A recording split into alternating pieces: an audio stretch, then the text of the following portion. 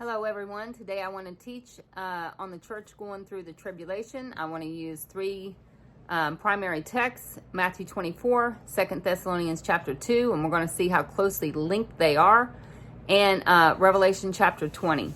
Now, in Matthew 24, Jesus is up on the Mount of Olives looking down at the temple when the disciples ask him, "What shall be the sign of thy coming?"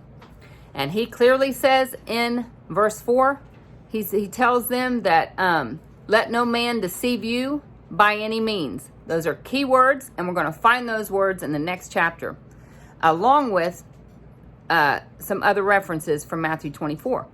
Because then he goes on to say there's going to be wars and rumors of wars. Talks about, like I said, these false Christs and this deception.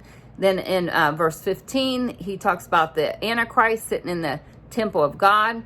The abomination of desolation standing where it ought not, the holy place. He said, whosoever readeth, let him understand. In other words, there's something you really need to read about this man and really understand it.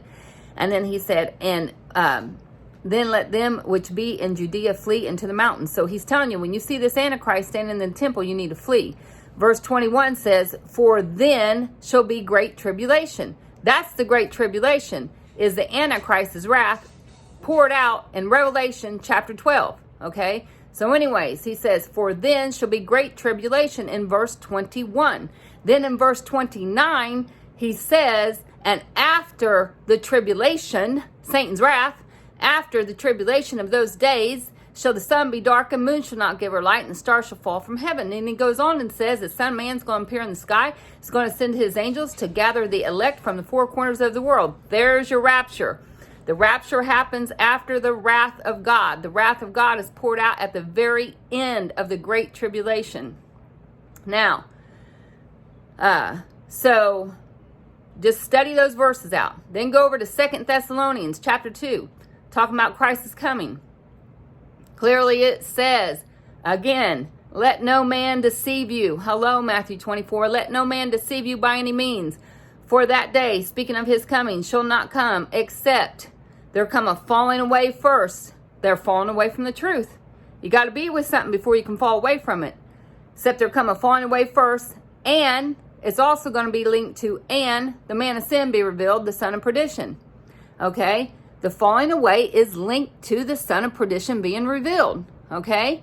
The Bible clearly said that grievous wolves would come in and bring in heresies and false doctrines. We've just gotten so bad over time that now we can't even receive the message of the end time. Okay? Now, it goes on to tell you about the Antichrist. The whole topic there is the Antichrist. Just read it. It says, talking about him, it says, who opposeth and exalteth himself above all that is called God or is worshipped, so that he is God, sitteth in the temple of God. Hello, Matthew 24:15. He's sitting in the temple of God. He's already told you, like in Matthew chapter 24, don't be deceived.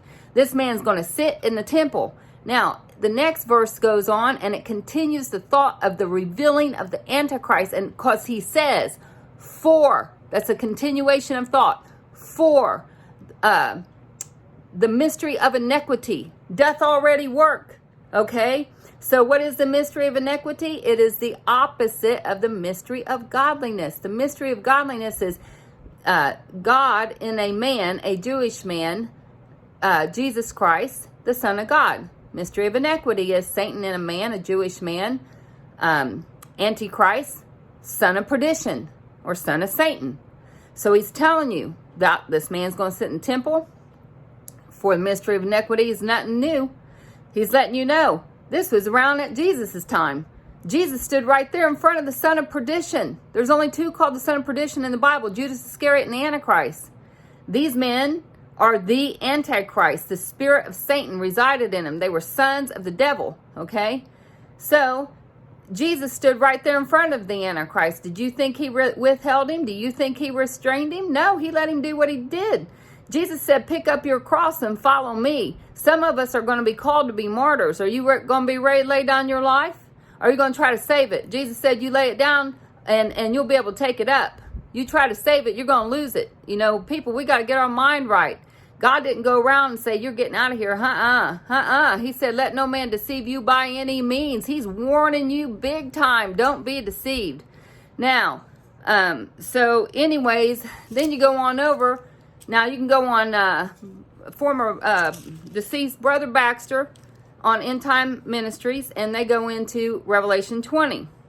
Now when you get over to Revelation 20, it talks about the souls of them that were beheaded for the word of God, and that they're going to rule and reign with Christ for 1,000 years. And it says, and this is the first resurrection. Blessed is he who takes part in the first resurrection. So the first resurrection didn't even happen until after the saints are killed, okay? And up in heaven with God. That's your first resurrection. There's no first resurrection before the beheadment. It clearly says right there. And again, go to Brother Baxter's and look that up. You know, gain some knowledge. Listen to somebody else. Don't turn off your ears just because something doesn't sound pleasant. You know what? When they wanted to be saved in the scriptures, Jesus said, eat all the lamb. At the time of deliverance, eat all the lamb because it's good for you. You don't eat all lamb, you're not getting out of here. He said, eat the inner parts, eat the hidden parts, eat the guts, eat the things that don't taste so good because it will deliver you. Okay, so, you know, please, please, please study to show yourself approved, a workman not to be ashamed. Now, I can also show you the church in Revelation chapter 12. Talks about two women. One's a spiritual woman, one's a physical woman. I don't have time to get in that. That's in the book that God gave me to write called Christ is Coming. The Antichrist is Revealed. And you can get that on Amazon. But also 2 Peter chapter 1 talks about a more sure word of prophecy. That's the little book over there in chapter 10. Again, there's more on that in the book God gave me to write. The church is all over the book of Revelation. Don't be deceived. Just because some man tells you that John gets caught up in the spirit and he sees things in the past, the present, and the future, well, all prophets can do that, see past, present, and future. Does that mean that y'all getting out of here? Does that mean y'all got raptured because some prophet started prophesying something that God gave him? No. Don't put words in it. Don't add to it. Don't take away. Nowhere does it say that. So please study, and be ready. Be ready to lay your life down if you're called. God knows what you can handle.